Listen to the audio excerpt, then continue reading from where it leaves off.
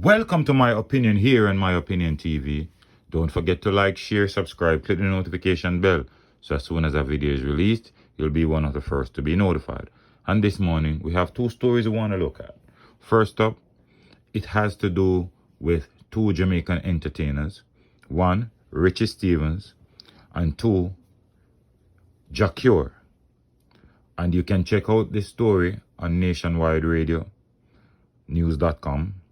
They have this story here, and I have taken two recorded voice notes, one from Richie Stephens and one from the lady involved, both from Nationwide, and I'm going to play it here and you can form your own opinion. But according to Nationwide, it says popular Jamaican reggae artist Richie Stephens is denying an allegation that he raped a woman who was a part of his team while he toured Australia in 2019. The allegations were made by Elaine Lim in a video that has gone viral on YouTube and other social media platforms. Miss Lim is from Singapore. She's a beatboxer, art educator, and a production editor. Lim says Richard Stephens raped her at an Airbnb in Australia where they were checked in separate rooms. Lim said she was doing her production work when the artist raped her. Lim said Stephens started to make sexual advances to her. She said the only thing she consented with Richie Stephens was an hug. She said when she gave him the hug and he started to make his advances, she told him relax while he raped her. Lim said Stephens moved to rape her destroyed her life. She says she came forward to speak the truth to inspire survivors of rape to be brave. The artist says he was detained by police and released in an investigation. And Stephens said Lim used her video editing skills to make her story believable. And he's consistently saying she's not speaking the truth. Stephens accused Miss Lim of seeking popularity on social media. Richie Stephens' correct name is Richard Stevenson. He's a Jamaican reggae and dancehall singer and producer, 54 years old. And you would all know his big hit song, Bad Bull in a Pen, Weakness or Sweetness, and Takeaway. Now, when it comes on to these type of stories, I am reluctant to make any form of judgment because sometimes they can be true and sometimes they can be false. Sometimes it can be an arrangement that has gone wrong and someone decide to come out and taint somebody's career. Now, if Richie Stephens says the police in Australia cleared him of all wrongdoing, then who am I to be here to tear down Richie Stephens for something the police cleared him off? He's accusing Lim of trying to look a boss or look a breakthrough in the music industry. But these are damning allegations made by Lim against Richie Stephens. And I play you a voice note courtesy of Nationwide Radio as it relates to what Miss Lim says and what Richie Stephens says. When you listen both, you can decide for yourself who is speaking the truth or who is not. We have seen so many cases before where entertainers are caught in situations like this. One entertainer right now is before the court in the United States of America, battling for his life, which is R. Kelly. Some persons might believe the victim's story. Some people might believe R. Kelly's story. Just like in this case, some people will believe Miss Lim's story. Some people will be believing Richie Stephens' story. However, my opinion is, if Richie Stephens is guilty of this, I'll be so disappointed with him.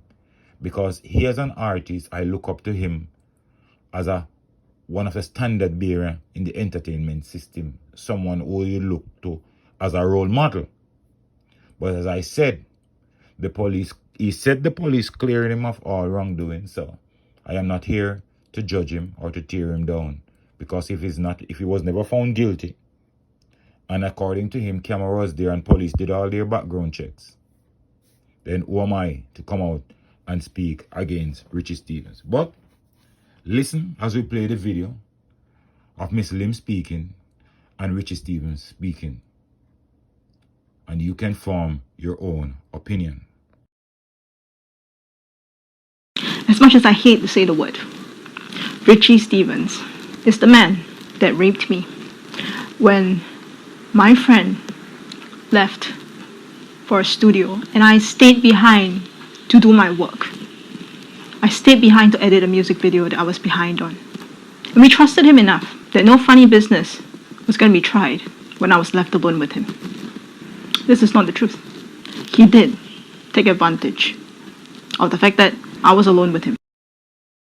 There are some facts that I would like to be clear.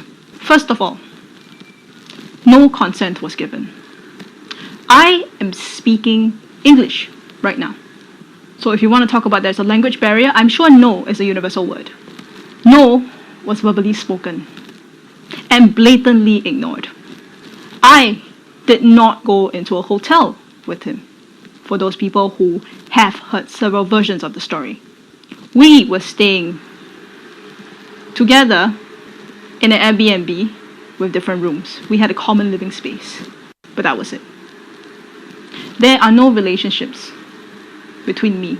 In fact, I called him uncle because the first time he came into Singapore, he tried to stick his tongue down my throat. And I came from a very sheltered place. In Singapore, we don't have a lot of crime of the extent that other people or other countries might face. So I lived a very sheltered life.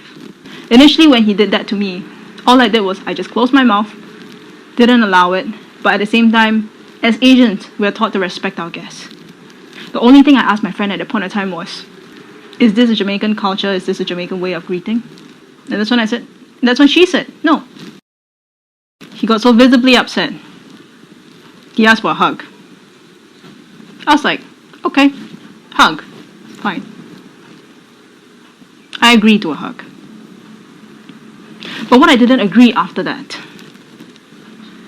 was how he ignored my pleas to stop when he went further. When he tried to lie on my tummy, when he tried to hold me down. When every single time I said, no, I'm not comfortable, stop. He said, just relax.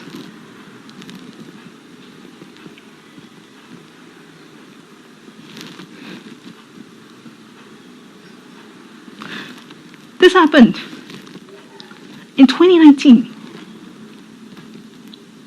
Yet we're at 2021. And I still remember every single aspect of what happened.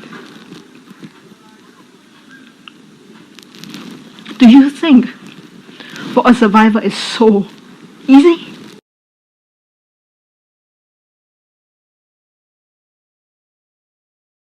Miss Elaine Lim came out on social media and made some allegations against me.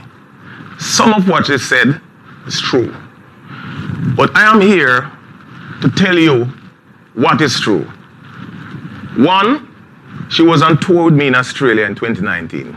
Two, she made a formal report to the police against me. Three, she did a rape kit. But what she did not tell you, a thorough investigation was done by the Australian police. I was detained. They took a statement from me, a statement from her, a statement from other people, and there were cameras in the vicinity. While I was detained, I called my attorney, Mr. Christopher Townsend, who advised me on what to do.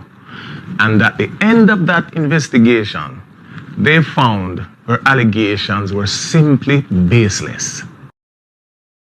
You have to remember this, people. This woman is a professional video editor. And if you take a keen look at her video, you see the sheet behind her, you see she talk in a certain type of way. This is nothing but a stage performance. a whole stage production. No, you don't need to stage the truth. All right, people, let's take a look at something where she said. She said, in her country, I would be guilty until proven innocent, which is not even true. But that tells you how warped her mind is. She also took the time to invite the media to link her personally. Clearly, she had a boss. Now, ladies and gentlemen, she even trying to make it seem as if she didn't get justice in Australia. Australia is one of the most serious countries in the world when it comes to sex crimes. Now, I am a very serious supporter of bringing sexual predators to justice. But her allegations are simply not true. There are people with serious issues as a result of sex crimes. So when people like her come with all these lies, it does not help the movement. You know what is true? I'm really sorry for her to know that she would go that far to try and get some recognition. We're living in a time where people are doing certain things. We see it every day. Some people believe that likes are far more important than the truth. And we're here today to bring the truth out. Check this out.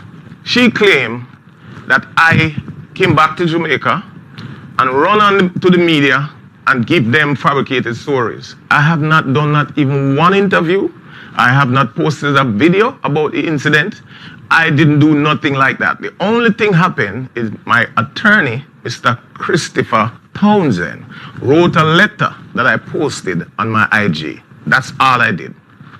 Now this is in contrast to what she has done. The other story we want to talk about is reggae singer Jah Cure. Reports are emerging out of Netherlands that the singer, Jah Cure, has been arrested for assault and wounding. Cure is accused of stabbing a promoter in Amsterdam. The promoter was hospitalized and treated. A report was made to the police and Cure was arrested. There are no words yet at what led to the dispute that caused Jah Cure to stab this man. It is not even clear whether he is still in custody. Jah Cure is in Amsterdam as a part of a 3-month European tour. The tour began in early August. During the tour, he appeared in Barcelona, Spain and Belgium. Cure, right name, Sicatori Alcott. In 1998, he was convicted of rape. He served 8 years of a 13-year sentence before he was released. Jah Cure is not far from controversy. We saw a video sometime where some woman was accusing him of beating them and paying money for other sexual easiness, sexual doings. So he's always in little conflict or little issues, Jah Cure. I don't know whether to say Jah Cure is a Rasta man or not. I think I've heard that he have said that he's not Rasta, but let's see what will happen in Amsterdam as we wait to hear more what transpired between Jah Cure and the promoter. But it's not a good look when our entertainers are caught in the middle of these fracas. Cure caught stabbing a promoter. Richie Stephens' name dragged in the mud. But let me know what you think in the comment section. Don't forget to like, share, subscribe, click the notification bell so as soon as a video is released, you'll be one of the first to be notified. Until next time, stay safe, look out for a neighbor, look out for a loved one, look out for the children, and most of all, keep it locked on My Opinion TV.